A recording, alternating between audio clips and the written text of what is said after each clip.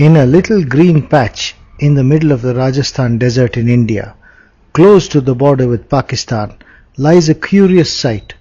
A Hawker Hunter aircraft of the Indian Air Force sits majestically watching over the dunes, while nearby there's a battered wreck of a Pakistani tank. These are part of a memorial of the Battle of Longewala, in which the intrepid fighters of the Indian Air Force defeated a massive Pakistani tank thrust using air power alone in a unique feat that was not repeated until nearly 30 years later in the First Gulf War.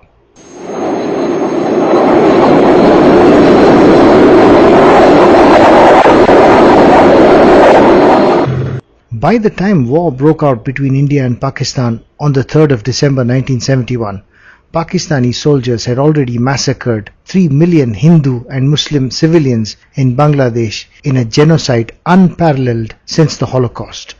On the night of the 3rd of December 1971, the Pakistani Air Force attacked Indian Air Force bases all over North India, sparking off the war.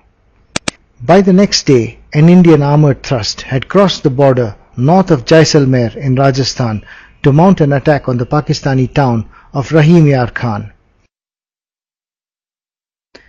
At that very time, a large Pakistani armoured force massed at the Indian border near the town of Longewala.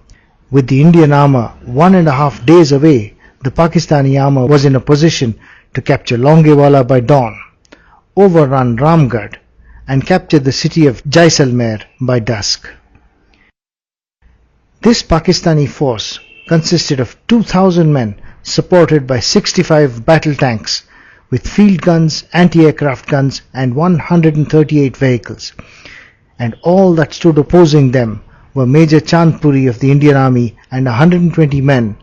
With the Indian Army force being hopelessly outnumbered, a call went out to the Indian Air Force based in Jaisalmer for help. Help was promised at first light because all that Wing Commander Bawa, who commanded the Indian Air Force base at Jaisalmer, had were 6 Hunter day fighters and 11 pilots to fly them.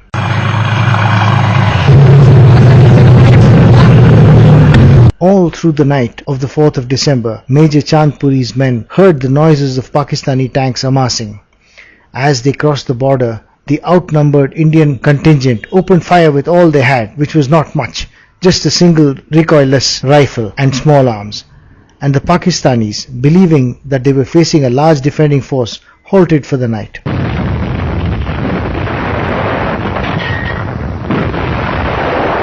But at the break of dawn, the Pakistani juggernaut rolled on, little knowing that they would be used as an example to rewrite the history of warfare.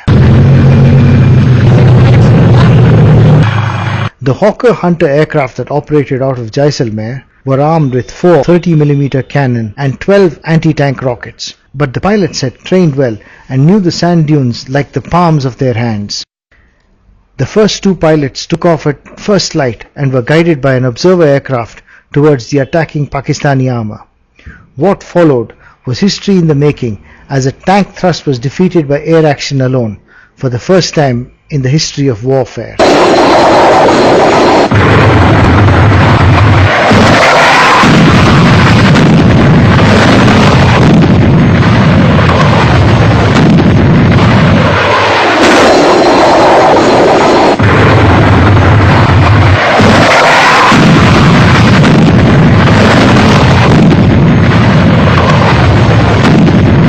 In one such attack, young Flight Lieutenant Suresh was fired at by a tank main gun. The shell exploded under his aircraft and he lost control. His aircraft brushed a sand dune and lost part of its tailpipe. Stricken, the aircraft struggled to stay in the air, but Suresh managed to make it back to base, guided by Sherwin Tully in the Hunter accompanying him.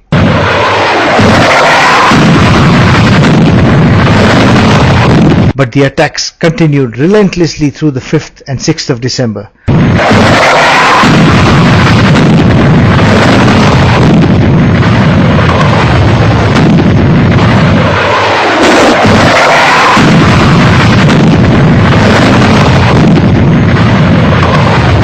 The Pakistani tanks, exposed like plucked chickens, made desperate weaving maneuvers in the sand, creating a track pattern that was caught in a historic photograph like spaghetti in the sand.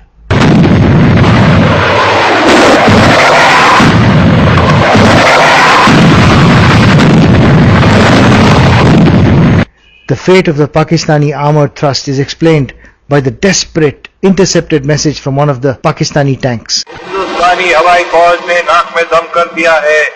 एक हवाई जहाज जाता है और दूसरा आता है और 30-30 मिनट ऊपर नाचता है। 40% फौज और सामान हलक और तबाह हो चुका है। आगे जाना तो क्या पीछे मुड़ना भी मुश्किल हो गया है। जल्दी हवाई फौज मदद के लिए भेजो वरना वापस मुड़ना नामुमकिन है। In the end, the Pakistani attack was driven all the way back to where they came from, leaving in their wake 52 Pakistani tanks destroyed or damaged.